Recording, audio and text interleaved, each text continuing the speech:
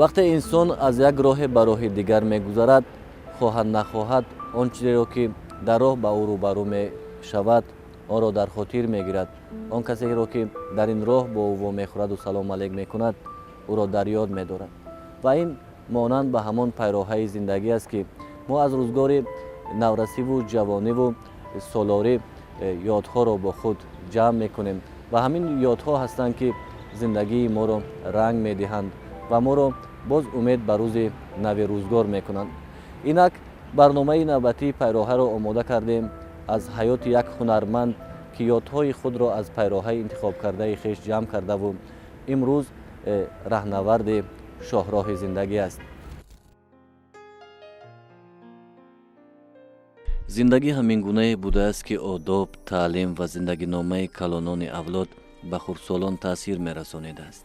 این است که گاه از عائله‌های اهل فرهنگ و صنعت شخصیت‌های به وی می‌رسند که در کار و روزگار آنها گذشتگانشان را به نیکی یاد می‌کنند. هنرمند عزیز وهاب یکی از هنرمندان است که سبک، اسلوب و دنیای خود را دارد. او زاده شهر حصار است. در این مکان تاریخی زمان کودکی و نورسیش سپری شده است. من در عائله آموزگار به دنیا آمدم. پدرم، بابایم، بیبیم که آنها آموزگار بودند. من در تربیه بابا تربیه یافتم. بابای من از سمرقند باستانی سالی 29 آمده. در اینجا مکتبی معلم تیارکنی تشکیل میکنند. چون خودی هنرمند اصرار می‌دارد دوران نورسیش در تربیه بابایش گذشته است. بابای او مرد حلیم روزگار، آموزگار شناخته بود. با این خاطر کوشش می‌نمود تا نبیرش با آداب و اخلاق حمیده تربیت بگیرد. محبت صنعت نیز به دل عزیز خردسال محض از همنشینی بابایش پیدا شده. بابایم تنبور می نواختند و مشق میکردند. اسباب‌های موسیقی را می نواختند. هم آموزگار بودند و هم از موسیقی خبردار بودند. در مکتب میانه بر دسته‌های کرژاک، اون وقت کرژاک میگفتند، کرژاک هوسکاری مکتب اشتراک میکردم و تیز تیز در نزد همسنفان طلبگان برآمد میکردم. وقتی به پختچینی میرفتیم در اونجا برآمد میکردم. در خانه پیونیران برآمد میکردیم. در خانه مدنیت نیز اشتراک داشتم. سالهای مکتبخوانی در برابر همسالان عزیز وهاب در قطار آنهایی بود که فنهای گومانیتری را دوست می داشت و همیشه در کروژاک‌های مکتبی شرکت می کرد.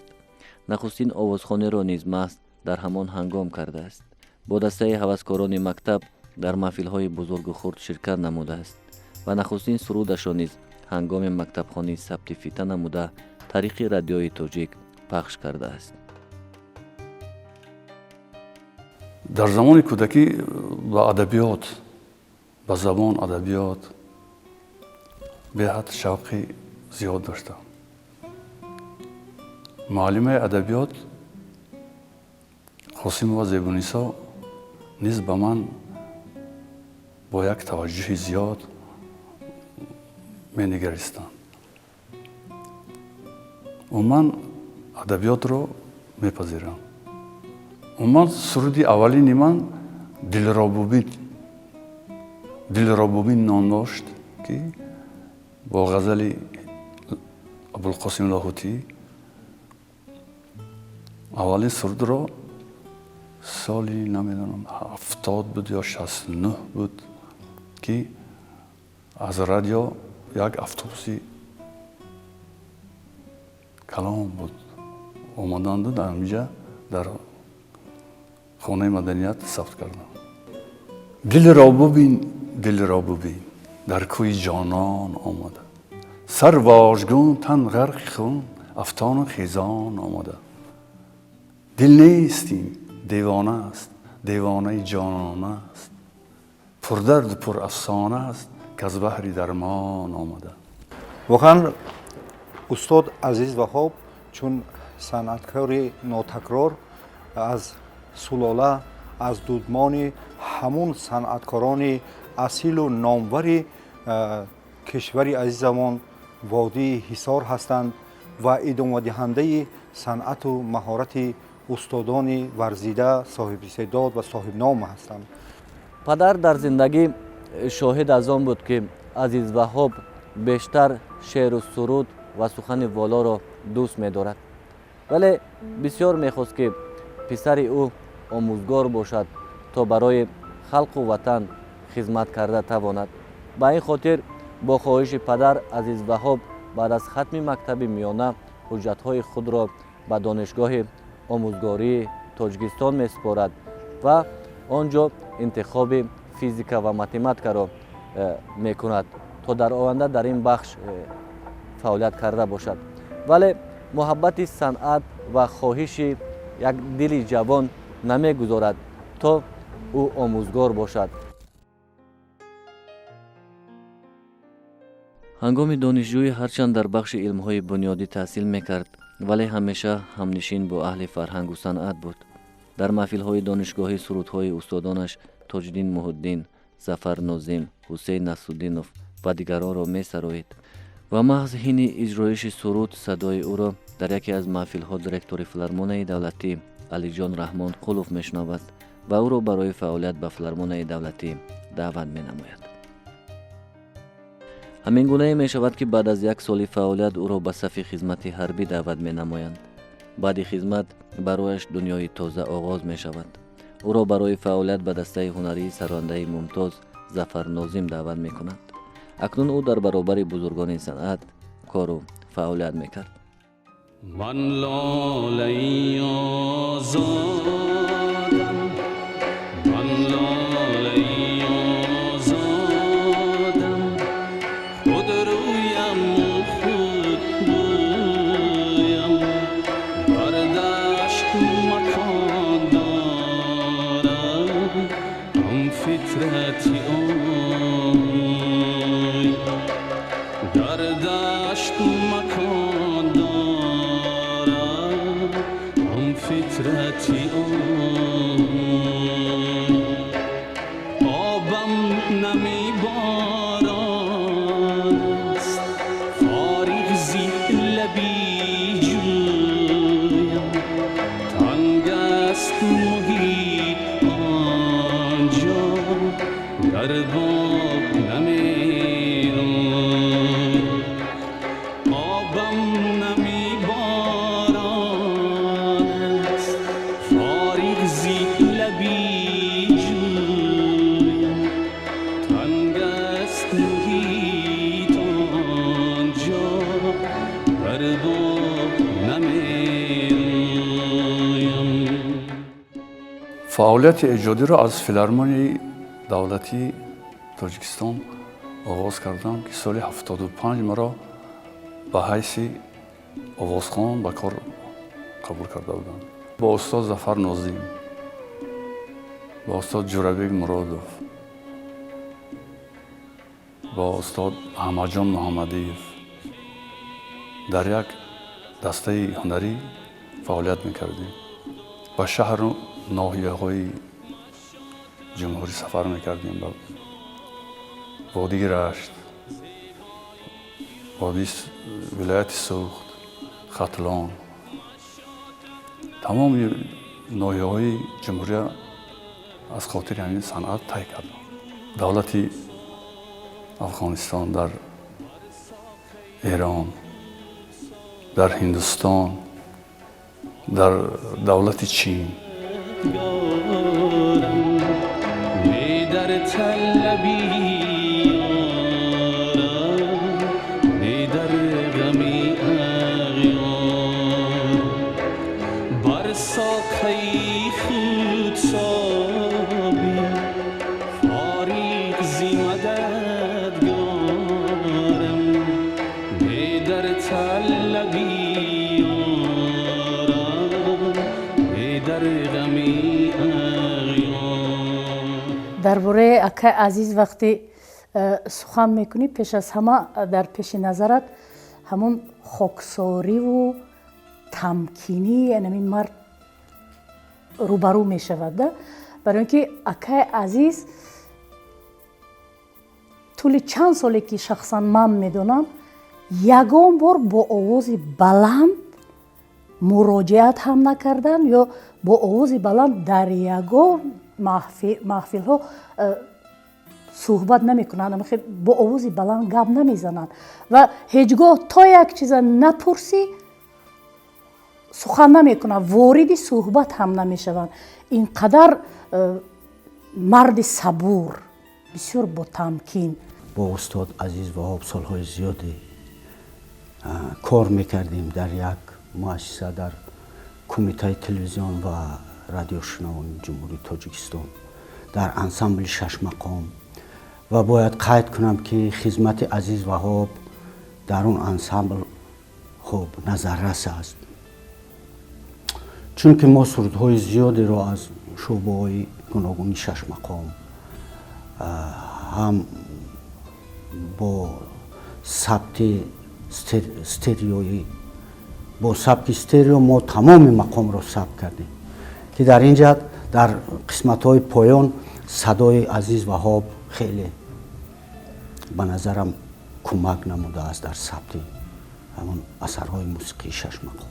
он кас бисёр ҳам ба шеърҳои асил такя мекунанд, ба оҳангҳое ки асил бошанд.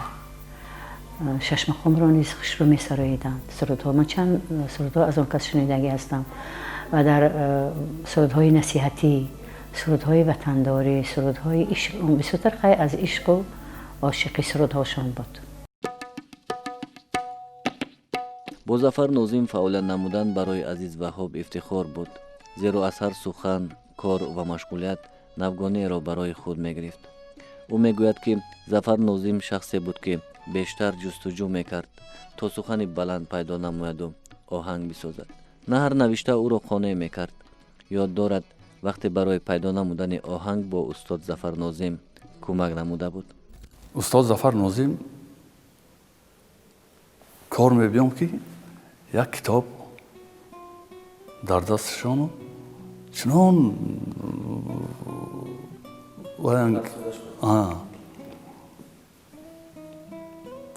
омадам наздашон шиштам, гуфтам устод шумо чӣ қадар, гуфтам охи мана гуфтагиам ки ту аз устод айнӣ як чиз интихоб кун ки садсолагӣ устод айнӣ буд ҳамон шабу рӯз бояд баромад мекардам. ҳеҷ чиз намқадар мекавам мегӯям намеомам, ягон чиз дилам номадааст. китобро гирифтам бинам, рафтам ба ҷустуҷӯяш дар кӯчаҳо давида. ҳамин оҳанг худи ҳамин оҳанг худ ба худ омада. устозро гуфтам ки рафтам ба ҷустуҷӯяш дар кӯчаҳо давида, ҳамҷома чок кардаи ана шах шудам монанам кас. То шуд тамом. به جستجویم در کوچه ها دویدم، هم جام چاک کرده هم پیرهن دریدم، هم جام چاک کرده هم پیرهن دریدم. ҳангоме ки ҷавон будем, якумин маротиба дар толори ҳамин он вақт қасри фарҳанги хонаи маданияти Ҳисор буд ва як чорабинии фарҳангӣ баргузор гардид ва моро даъват карда буданд. воқеан унҷо нишастему дар баробари дигар ҳунармандон устод азиз Ваҳоб ҳам бо таронаи бо сурудаи ана ҳамун лолаи озод рӯи саҳна омаданд.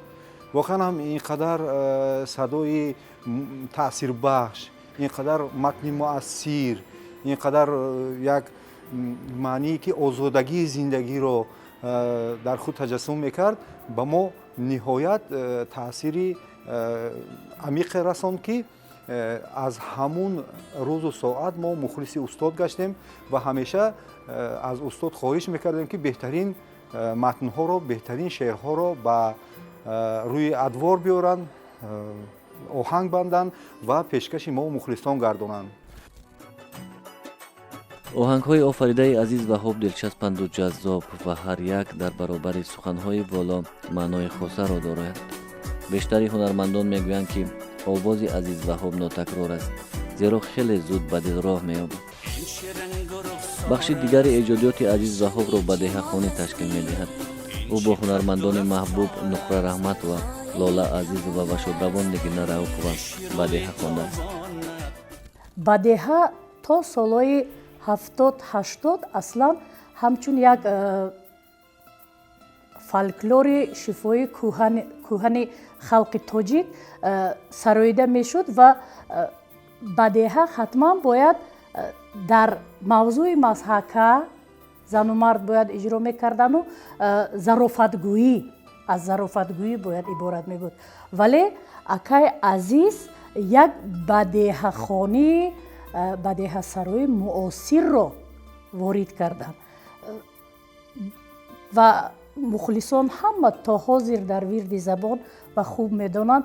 аз ҳама машҳуртарин бадеҳа ин бо шодравон апай нигина хонда буданд гулбадомони туям. умуман бадеҳахонӣ ҳамин як хусусияте дорад ки ҳар хел овози ҳам зан ҳам ба мард ба якдигар бисёр ҳам гӯё ки пайваст намешавад. вақте ки сурудҳо овозҳо агар ба якдигар бисёр мувофиқ наоянд бадеҳа хонда намешавад.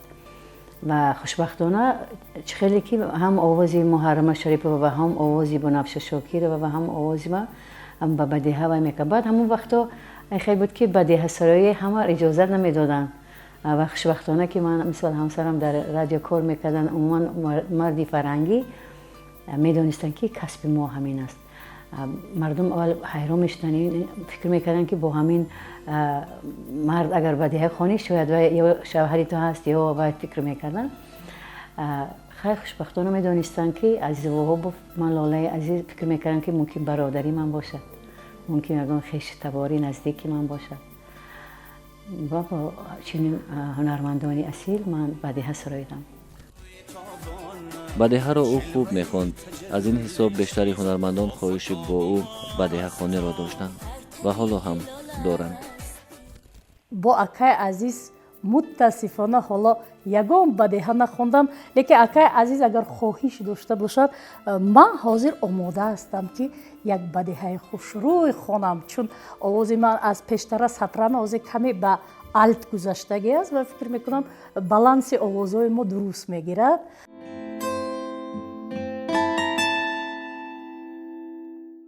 дар фаъолияти хеш азиз ваҳоб дар бахшҳои гуногун суруду тарона хондааст. баъзеҳо бар он андеша ҳастанд ки азиз ваҳоб дар жанри шашмақом муваффақ гашта, бархеи дигар мегӯянд ки не, ӯ бадеҳаро хубтар месарояд. азиз ваҳоб мегӯяд ки яке аз сурудҳое ки ӯро барои ҷомеаи имрӯза муаррифӣ карда буд, ин суруди як дил мега буру буру буд. суруди аввалини ман ишқи зебонон бошд. як дил мега буру буру, як дилам мега нару нару, суруди эронӣ буд. як дил мега буру буру, як дилам мега нару нару, طاقت ندارد دلم بی تو چه کنم. پیش عشقی زیبا زیبا خیلی کوچکی دنیا با یادیتم هرگاه هر جا ترکت نکنم. ини фаъолият дар кумитаи телевизион ва радио ҳамчунин филармонияи давлатии тоҷикистон аз мактаби ҳунарии беҳтарин ҳунармандон гузаштаву ҳунари худро сайқал додааст. бо ин гурӯҳҳои эҷодӣ ба гӯшаву канори тоҷикистон ва дар давлатҳои дуру наздик сафар намуда санъати кишварамонро муаррифӣ намудааст. ҳунармандони хеле ҳам асили ҷумҳурӣ фаъолият мекарданд. аз он ҷумла барнои соқова, бой муҳаммад ниёзов, алиҷон солиев, нуъмон тоштемуров, استاد احمد باباقلوف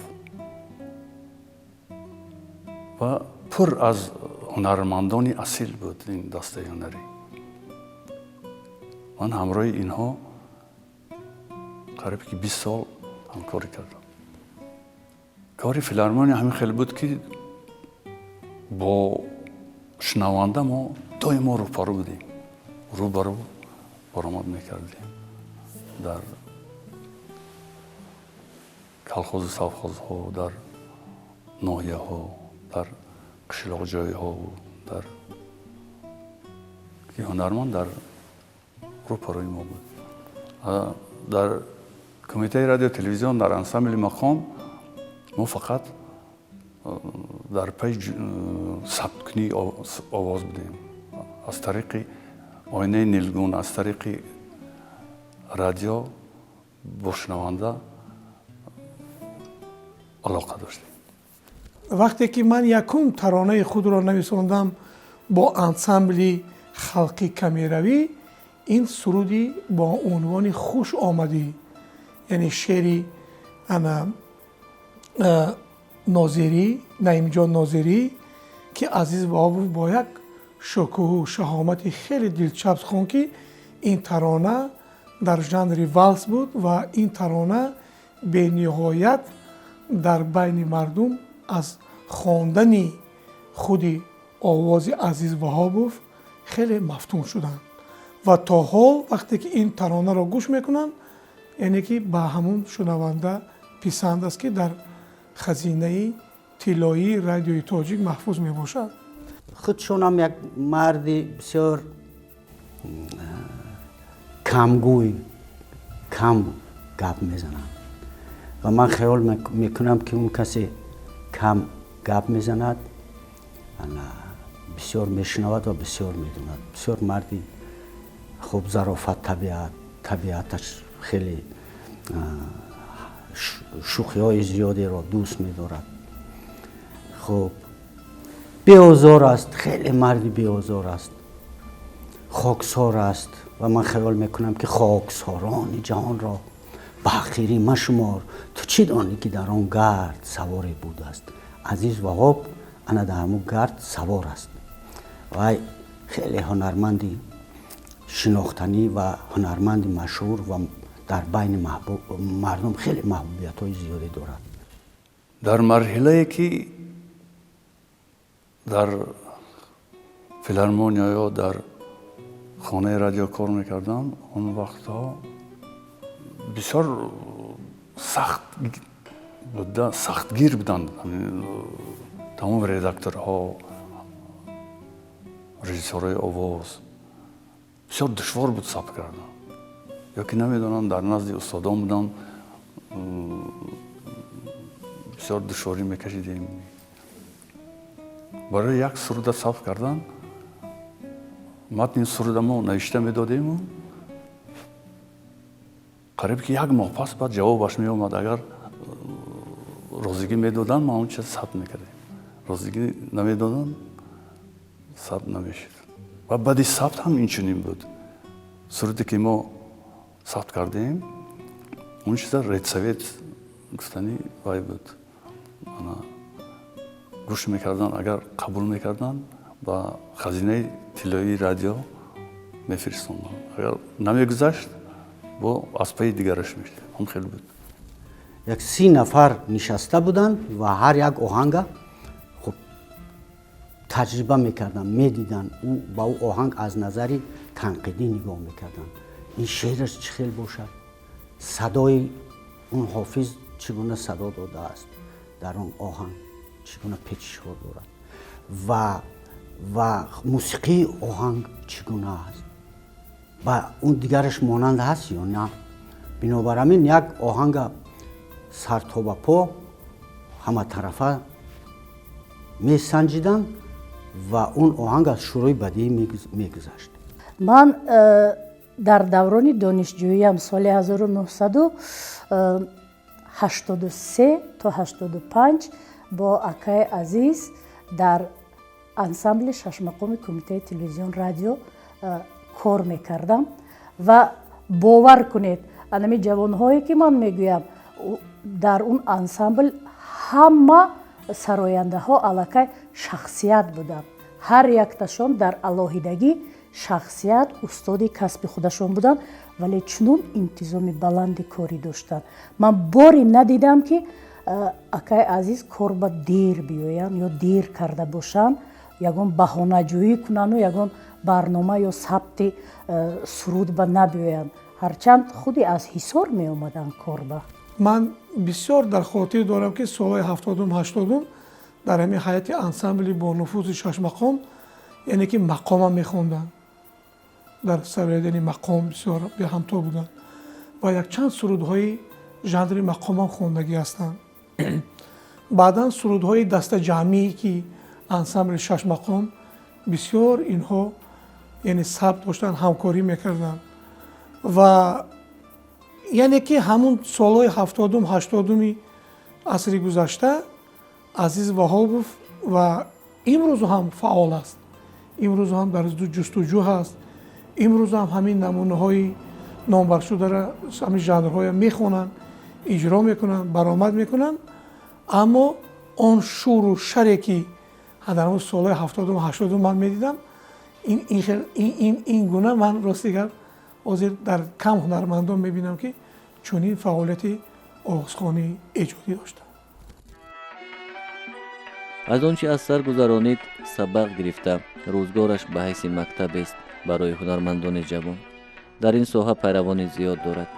аз он нигарон аст ки ҳунармандони ҷавон ҷустуҷӯ кам менамоянду дар ҳар сабке ҳунарнамоӣ мекунанд. он чиро тавонист дар фаъолият ба даст овард ва албатта дар зиндагӣ на ҳама хоҳиш амалӣ мешаваду на ҳамеша инсоният ба орзуҳои худ мерасад. вале умед мекунад ки он чиро ки бо ҳунармандони ҳамсолаш натавонист бикунад, ҳунармандони ҷавон кунад. шукргузор از بخت و طالع خود است. آتشم گر آتشی یاد از منی عاشق کنه، گر شادمانم گر غمی یاد از منی عاشق کنه. گر آتشم گر آتشی یاد از منی عاشق کنه، گر شادمانم گر غمی یاد از منی عاشق کنی. امروز عزیز وهاب از آن شخصانی هست که در تربیت هنرمندان جوان سهم گرفته و از خود فتحهای بسیار با سرود و آهنگهای گوناگون در خزینه طلایی تلویزیون و رادیوی تاجیک گذاشته است و او امروز شکرانه از آن میکند که همین پیروها را انتخاب کرده. شکرانه از آن میکند که تقدیر برایش هم سفران بسیار با فرهنگ را نصیب گردانده، با بزرگان شسته و با آنها خسته و همراه آنها فعالیت کرده است. من هم بهارم هم خزان، من هم غبارم هم نشان، هم برتر از چرخی بری یاد از منی عاشق کنه. گر آتشم گر آتشی یاد از منی عاشق کنه، گر شادمانم گر غمی یاد از منی عاشق کنه. یاد از منی عاشق